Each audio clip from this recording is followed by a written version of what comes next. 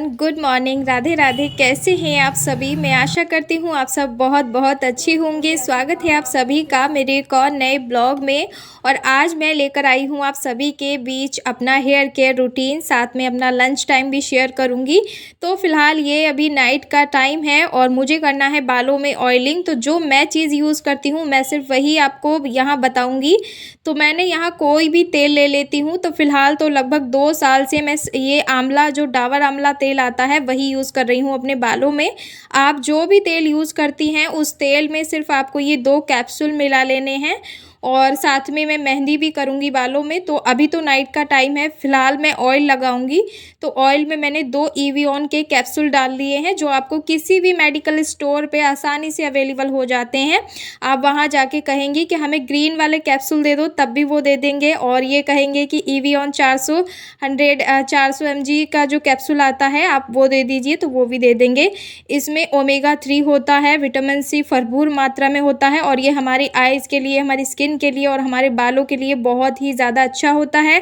इसका कोई भी साइड इफ़ेक्ट हमारे बॉडी पे बिल्कुल भी नहीं होता है। मैं खाने के लिए कभी भी आपको नहीं कहूँगी इसे, बस आप इसे अपने फेस पे, बालों पे इस तरह से यूज़ कर सकते हो। ये बहुत ही अच्छी चीज़ होती है और मैं लगभग 3 से 4 साल हो गए इसी चीज़ को यूज़ करते हुए। तो ऑयल में मैंने उसको डाल दिया है कैप्सूल को। साथ साथ में यहाँ मेहंदी भिगो के रख दी है सुबह के लिए, और मेहंदी में भी मैंने 1 कैप्सूल ऐड कर दिया है। और जैसे कि कैप्सूल नहीं भी होता है तो मैं सिर्फ मेहंदी ही लगा लेती हूँ। और मैं कभी भी अपने बालों पे मतलब डाई वगैरह यूज़ नहीं करती हूँ, फिर भी मेरे बाल देखिए कितने ज़्यादा काले हैं। और ना ही मैंने अभी तक की लाइफ में अपनी बालों पे डाई यूज़ की है, कभी भी, बचपन से लेके अभी तक की मैं बात बता रही हूँ।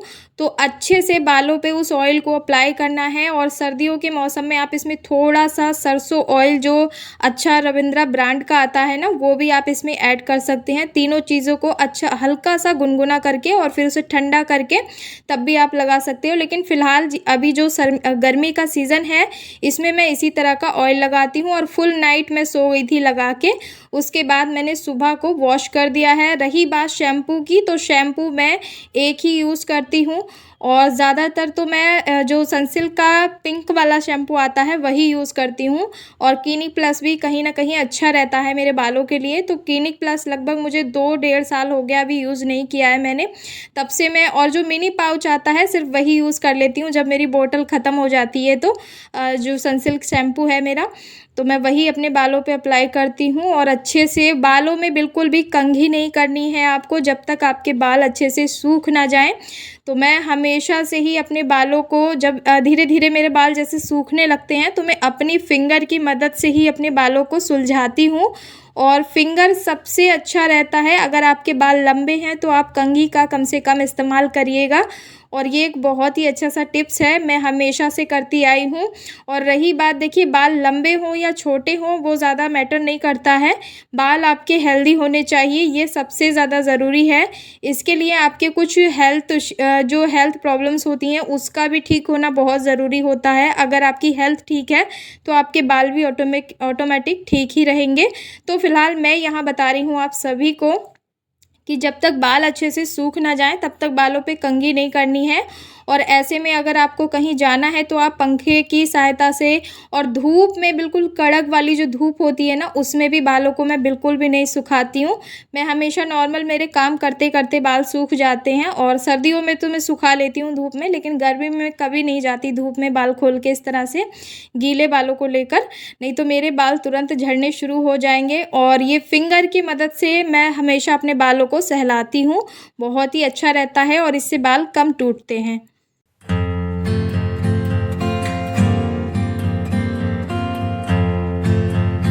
और सुबह की पूजा मैंने कर ली है, बस पूजा करके और आई थी छत पे। तो मौसम देखो कितना प्यारा हो रहा है अभी, और बाल मेरे खुले ही रहेंगे, बस हल्का मैंने क्लेचर लगा लिया है छोटा सा पीछे को। तो अभी मैं आ गई हूँ नाश्ता बनाने के लिए। तो फटाफट वाला नाश्ता बना रही हूँ यहाँ पे। और मैं बनाऊँगी नाश्ते में पोहा। और पोहा हमेशा मेरे घर में आलू डाल के ही बनता है, क्योंकि मेरे हस्बैंड को बहुत पसंद आता है आलू वाला पोहा। और साथ साथ में यहाँ लंच की भी तैयारी कर दूँगी, तो फटाफट से दोनों चीज़ें बना लूँगी, एक चूल्हे पर पोहा बन जाएगा और एक पे दाल बन जाएगी। तो दाल को अभी मैंने लगभग 10 मिनट के लिए भिगो के रख दिया है, क्योंकि ज़्यादा टाइम नहीं भिगो पाऊँगी मैं। और जैसे दोपहर को मुझे बनानी होती तो मैं 1-2 घंटे पहले ही भिगो के रख देती। कुछ सब्जियां हैं यहाँ, प्याज है और एक कैप्सिकम थी मेरे पास, उसको मैंने कट करके अच्छे से भिगो के अच्छे से धुल दिया है पानी में। और 2 तरह की प्याज काटूंगी, बारीक वाली काटूंगी और ये लंबी वाली काटूंगी पोहे के लिए, क्योंकि ध्रुव जब पोहा खाता है तो प्याज निकालने में आसानी रहती है, और उसके मुंह में अगर प्याज आ जाए तो फिर वो नहीं खाएगा पोहा। और बस बारीक बारीक चॉप कर लूँगी ये दाल के लिए। मिर्ची है और बड़ी बड़ी चॉप करूँगी पोहे के लिए, ताकि आसानी से मैं निकाल पाऊँ पोहे में से। और एक कैप्सिकम भी डाल दूँगी। तो पोहे में तो आप जो मर्जी सब्जी डाल सकते हैं, अच्छा ही रहता है।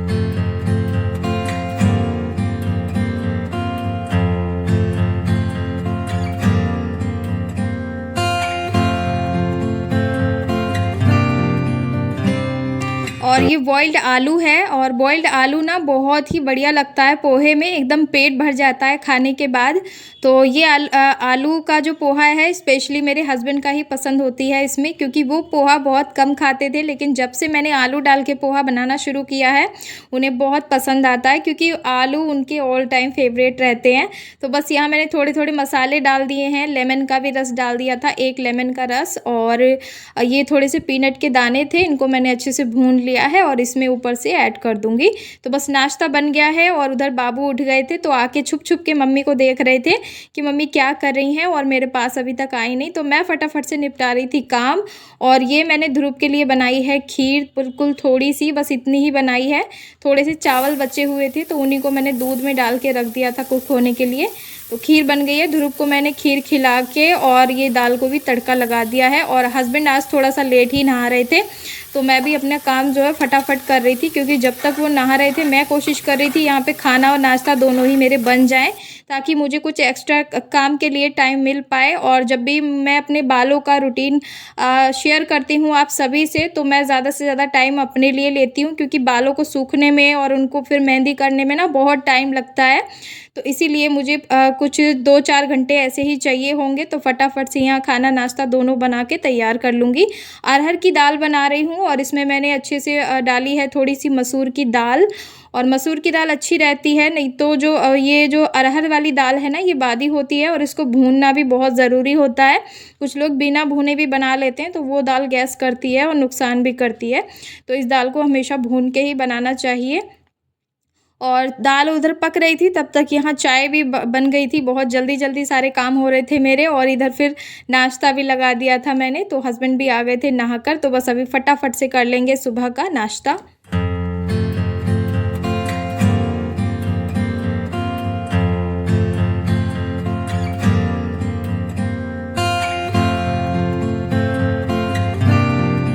और ये संडे का ब्लॉग है। तो बस यहाँ मैंने बाल अभी थोड़ी देर के लिए देखिए खोल दिए हैं, जितनी देर में नाश्ता करूँगी।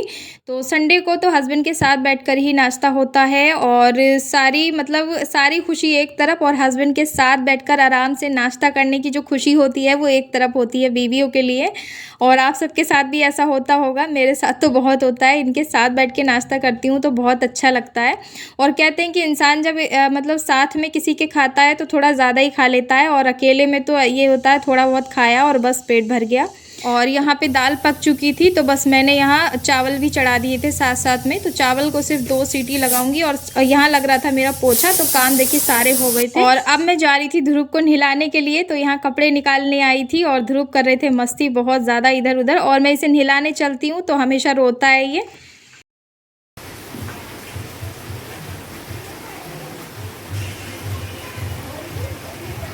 और अचानक वाली बारिश आ गई थी। तो बादल तो सुबह से ही थे, लेकिन बारिश नहीं हो रही थी, और अभी बहुत तेज़ वाली बारिश आ गई है। तो मैं सोच रही हूँ अगर शाम तक बारिश हो गई तो फिर मेरा जो सर है वो ठंड पकड़ लेगा, और जुकाम लगने का भी खतरा रहेगा मेहंदी से। तो फिर अब जब भिगो दी है तो लगाऊंगी। और देखिए मेहंदी मैं कभी भी लगवाने के लिए पार्लर या किसी और की सहायता से नहीं लगाती, मैं खुद ही लगा लेती हूँ। और वो वाली कुर्ती मैंने चेंज कर दी है, नहीं तो उस पर बहुत जल्दी दाग लग जाते हैं। और ये मैंने पुरानी सी कोई कुर्ती अपनी पहन ली है, पुरानी नहीं है, मतलब ठीक ही है, जो मैं घर में पहनती हूँ वही मैंने पहन ली है। और एक एक लट लेके बालों की, मतलब थोड़े थोड़े बाल लेके और अच्छे से अपने आप से ही लगा लेती हूँ मैं मेहंदी। और एक भी बाल नहीं रहता है इससे मेहंदी लगने से, और पूरे बालों पे अच्छे से मेहंदी लगती जाती है। और इस तरह से देखिए मैं जूड़ा करती जाती हूँ, मेहंदी लगाती जाती हूँ, जूड़ा करती जाती हूँ। तो बहुत ही सिंपल होता है। बालों को पहले अच्छे से ऑयल करके अच्छे से उन्हें वॉश करना है, उसके बाद ही मेहंदी अप्लाई करनी है। आप यकीन नहीं मानेंगे, आपके बाल इतनी जल्दी ग्रोथ करेंगे और हेल्दी और घने मोटे भी हो जाएंगे। मेरे बाल काफ़ी मोटे भी हैं और घने भी बहुत हैं। बस मैं लंबे बाल कम पसंद करती हूँ, तो फिर भी बहुत जल्दी बढ़ जाते हैं। बीच बीच में मैं काट भी लेती हूँ बाल, नहीं तो बहुत जल्दी बाल लंबे हो जाते हैं। तो फिलहाल अभी दोपहर का टाइम हो गया था और इधर मैंने खाना भी लगा दिया था। तो दाल चावल हैं आज के खाने में, सभी के फेवरेट। और दाल चावल किस किस को पसंद है मुझे कमेंट ज़रूर कीजिएगा। अभी हम लोग लंच कर लेंगे, उसके बाद मैं अपने बाल वाल वॉश करके सुखा के तभी आपको दिखाऊंगी। और बहुत ही अच्छे टिप्स बता रही हूँ मैं हेयर केयर के लिए, और किसी भी तरह के आपको महंगे प्रोडक्ट यूज़ करने की ज़रूरत नहीं है अपने बालों पे। और देखिए मैंने बाल वॉश कर लिए हैं, मतलब मेहंदी को मैंने लगभग अपने बालों में 2.5 घंटा लगाया था। और जब मेरे पास ज़्यादा टाइम होता है तो मैं 4 घंटे पूरे पूरे रखती हूँ बालों में, ताकि बालों में अच्छे से मेहंदी एब्जॉर्ब हो पाए और जितने भी उसके गुण हैं वो सारे बालों के अंदर चले जाएं। तो मैंने यहाँ सिर्फ 2.5 घंटे ही लगाया था, क्योंकि फिर बाबू भी परेशान करता है बीच बीच में, तो जल्दी जल्दी अपना सारा काम निपटा के। और देख सकते हैं आप, हेयर मेरे बिल्कुल एकदम किसी भी तरह के दो मुँहे बाल नहीं हैं और एकदम हेल्दी बाल हैं मेरे। और झड़ते तो अब बिल्कुल भी नहीं है, पहले बहुत झड़ते थे बारिश के मौसम में, लेकिन जब से मैंने अपने बालों को अच्छे से रूटीन में ढाला है ना, तब से मेरे बाल बिल्कुल नहीं गिरते हैं। और जब बच्चे होते हैं महिलाओं के तब भी बाल बहुत ज़्यादा गिरते हैं, पर मेरे साथ ऐसा कोई भी प्रॉब्लम नहीं हुआ था। ध्रुव भी हुआ था तब भी मेरे बाल नहीं गिरे, और जब बच्चा किलकारी मारता है तब भी मेरे बाल बिल्कुल नहीं गिरे थे। तो मेरा जो हेयर केयर रूटीन है वो मेरे लिए बहुत ही अच्छा है। आशा करती हूँ आपको भी पसंद आया होगा। अगर पसंद आया है तो वीडियो को लाइक करना, चैनल पर पहली बार आए हैं तो सब्सक्राइब करना, और मुझे कमेंट करके ज़रूर बताना कि मेरा हेयर केयर रूटीन आप सबको कैसा लगा है। मैं मिलूँगी एक और ब्लॉग में, तब तक के लिए बाय। हर हर महादेव।